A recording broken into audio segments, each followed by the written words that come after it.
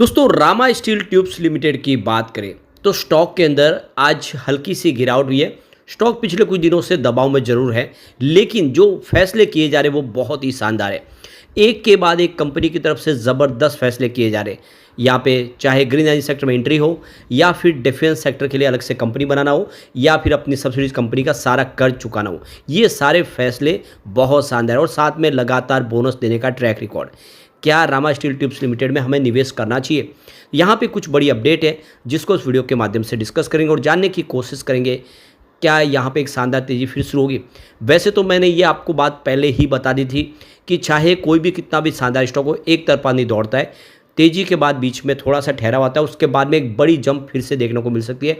उदाहरण के लिए आप रिलायंस पावर ले सकते हैं। रिलायंस पावर काफ़ी समय तक 30 रुपये के आसपास कंसोलिडेट हुआ और फाइनली वो 40 तक पहुंच चुका है और आगे बहुत सारी पॉजिटिव संभावना है। अगर रिलायंस पावर के बारे में आपको जानना है तो इससे पहले ऑलरेडी हमारा वीडियो बन चुका है, जाके आपको जरूर देखना चाहिए। एक बड़ा मल्टीबैगर बनने को तैयार हो चुका है क्योंकि कंपनी ने बहुत शानदार वहाँ पर भी फैसले किए, नए सेक्टर में एंट्री कर ली है।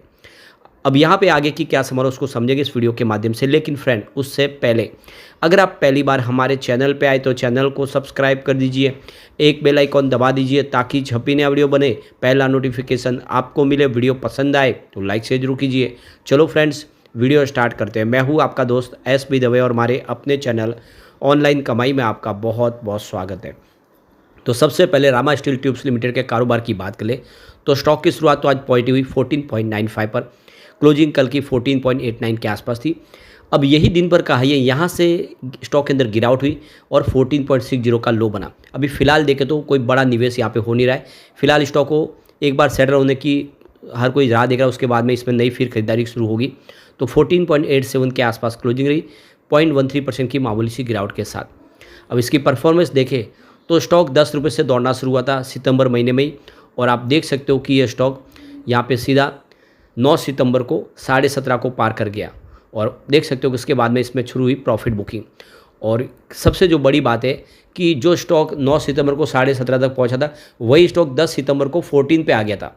तो सीधा काफ़ी बड़ी गिरावट देखने को मिली। उसके बाद स्टॉक फिर से थोड़ा सा सेटल होने की कोशिश जरूर कर रहा है और ऊपर की तरफ बढ़ता हुआ दिखाई दे रहा है, क्योंकि आप देख सकते हो ये जो स्टॉक 14 पे आसपास आया था 10 सितंबर को, वो स्टॉक फिर से आप देखें तो 13 सितंबर को 17 को टच करता हुआ दिखाई दिया, क्योंकि आप देखो कि 16.96 की इंट्राडे की हाई बनी थी 13 सितंबर को। उसके बाद 2 दिन फिर गिरावट हुई इसमें स्टॉक में। 17 सितंबर तक स्टॉक फिर एक बार 15.5 तक पहुंचा, लेकिन उसके बाद स्टॉक फिर से थोड़ा सा तेज़ी से आगे बढ़ा। फिलहाल स्टॉक 15 के आसपास सेटल होने की कोशिश कर रहा है।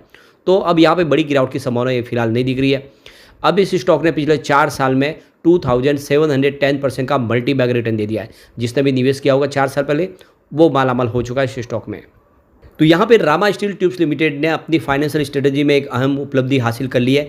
कंपनी ने अपने पूर्ण स्वामित्व वाली subsidiaries company Lepakshi tube private limited के टोटल बैंक लोन में उसको कमी की घोषणा कर दी है। इससे कंपनी की फाइनेंशियल स्टेबिलिटी और ग्रोथ की दिशा में एक मजबूत कदम माना जा रहा है। पिछले कुछ समय में रामा स्टील ट्यूब्स के शेयरों में दमदार रैली भी देखने को मिली और पिछले 1 महीने में स्टॉक में 32% की शानदार तेज़ी बनी। तो यहाँ पे देखिए कि रामा स्टील ट्यूब्स लिमिटेड ने लेपाक्सी प्राइवेट लिमिटेड में अपनी कुल मंजूर बैंक लोन लिमिट में 13.27 करोड़ रुपीज़ की कमी कर दी है। कंपनी ने लेपाक्सी ट्यूब सहित कुल जो स्वीकृत लोन है यानी 64.16% की कमी कर ली है। ये लगभग बहुत सारा लोन इन्होंने कम कर दिया है।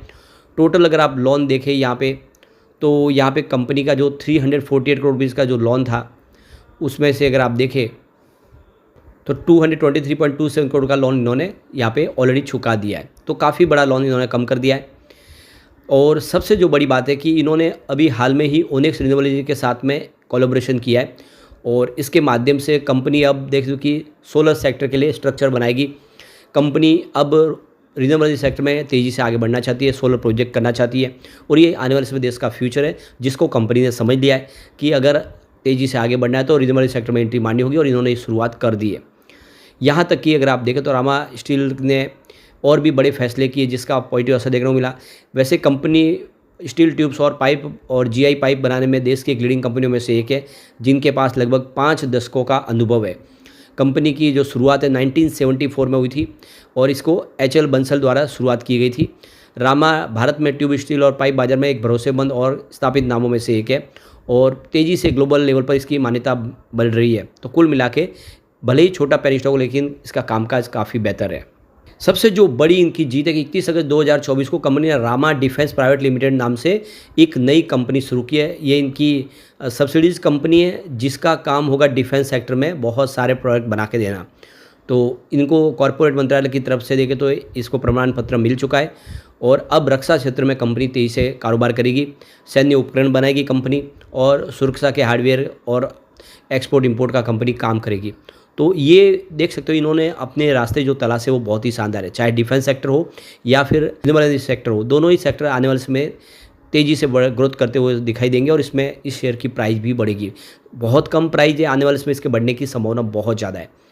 अब यहाँ पे जो देख सकते हो ग्रीन एनर्जी सेक्टर को लेकर एक नई रिपोर्ट जारी की गई है। यह जर्मन बेस्ड क्लाइमेट एनालिस्ट की तरफ से रिपोर्ट जारी की गई जिसमें कहा गया कि इंडिया की जो विंड और सोलर पावर जनरेशन कैपेसिटी है उसको आने वाले 2030 तक 6 फोल्ड बढ़ाना होगा, तब जाके वो जो टारगेट है उसको अचीव किया जा सकता है। इस समय जो है अभी भी वो कैपेसिटी बहुत कम है। फिलहाल देख सकते हो कि 140 गीगावाट सोलर और 70 गीगावाट विंड एनर्जी की कैपेसिटी है इंडिया की, और ये काफ़ी कम है। आने वाले 2030 तक जो इलेक्ट्रिसिटी कंजम्पशन तेज़ी से बढ़ेगा और ऐसे में आप देख सकते हो सरकार ने 500 गीगावाट का जो गोल रखा है वो भी कम पड़ सकता है। ऐसे में आने वाले समय और तेज़ी से इसमें कामकाज को बढ़ाना होगा। फिलहाल अगर आप देखें तो इंडिया की जो टोटल इंस्टॉल कैपेसिटी उसमें 75% योगदान है वो कोल बेस्ड पावर जनरेशन का है और इसीलिए इसको कम करना है और 50% ग्रीन एनर्जी के ऊपर जाना है। ऐसे में आप देख सकते हो कि आने वाले इसमें और कुछ बड़े फैसले लिए जाएंगे जिसकी वजह से रिन्यूएबल सेक्टर की कंपनियों को बहुत सारा बेनिफिट हो सकता है। सरकार की तरफ से बहुत सारे इंसेंटिव दिए जा रहे हैं, सरकार कुछ नई पॉलिसियाँ ला रही है जिससे क्लियरली समझ सकते हो कि इस सेक्टर में आने वाले में एक अच्छी तेज़ी आ सकती है। स्टॉक ऑलरेडी कौड़ियों के भाव में मिल रहा है तो यहाँ पे तेज़ी आने की संभावना भी बहुत ज़्यादा है। अब यहाँ पे देख दो कि सरकार डिफेंस सेक्टर के लिए भी बहुत सारा खर्च करने वाली है। देख दो कि सरकार ने 2028-29 तक के लिए अपना गोल सेट किया, करीब 3 लाख करोड़ तक की प्रोडक्शन लिमिट बढ़ानी है जो डिफेंस सेक्टर की। तो इस समय जो टारगेट सेट किया गया है वो टारगेट है कि इससे आने वाले समय डिफेंस सेक्टर में सरकार बहुत सारा खर्च करेगी। सरकार की तरफ से मेक इन इंडिया के तहत यहाँ पे PLI स्कीम का बेनिफिट भी दिया जा रहा है। ऐसे में ये रामा स्टील ट्यूब्स लिमिटेड के लिए एक बहुत बड़ी अपॉर्चुनिटी है और आप देख सकते हो कि लॉन्ग टर्म इन्वेस्टर के लिए अगर देखें तो डिफेंस सेक्टर अच्छा है। डिफेंस सेक्टर में आने वाले समय संभावना काफ़ी पॉजिटिव है और इस सेक्टर से संबंधित कंपनियां गवर्नमेंट के सपोर्ट के दम पे काफ़ी बेहतर कर सकती है। तो ये लॉन्ग टर्म के इन्वेस्टर के लिए अच्छा मौका है। अब रामा स्टील ट्यूब्स लिमिटेड का जो बोनस का ट्रैक रिकॉर्ड भी बहुत ज़बरदस्त है। 2016 के बाद कंपनी ने 3 बार बोनस दे दिया है। 2016 में 4:1 के रेशो में कंपनी ने बोनस दिया था। इसके बाद कंपनी ने 4:1 के रेशो में ही जनवरी 2023 में फिर से बोनस दिया और इस साल ही अगर आप देखें तो मार्च महीने में कंपनी ने 2:1 के रेशो में बोनस दे दिया है। तो 23 और 24 लगातार 2 साल से कंपनी बोनस दे रही है और ऐसी कंपनियों में भरोसा किया जा सकता है जो लगातार अच्छा बोनस भी देती हो। तो निवेश के बारे में सोचा जा सकता है। अब इसकी प्राइस काफ़ी कम है। ये बात अलग है कि एक तरफा बड़ी तेज़ी फिलहाल फिर से नहीं बनेगी, लेकिन आप इसमें होल्ड करके रखें, आने वाले समय ये आपको मालामाल कर सकता है। लेकिन फ्रेंड, कोई भी इन्वेस्टमेंट करने से पहले अपने फाइनेंशियल एडवाइजर से बड़े ले ले या अपना खुद का रिसर्च करें, क्योंकि मैंने वीडियो आपके एजुकेशनल पर्पज़ के लिए ही बनाया। वीडियो पसंद आए तो लाइक से जरूर कीजिए और चैनल को सब्सक्राइब कर दीजिए। Thank you friends.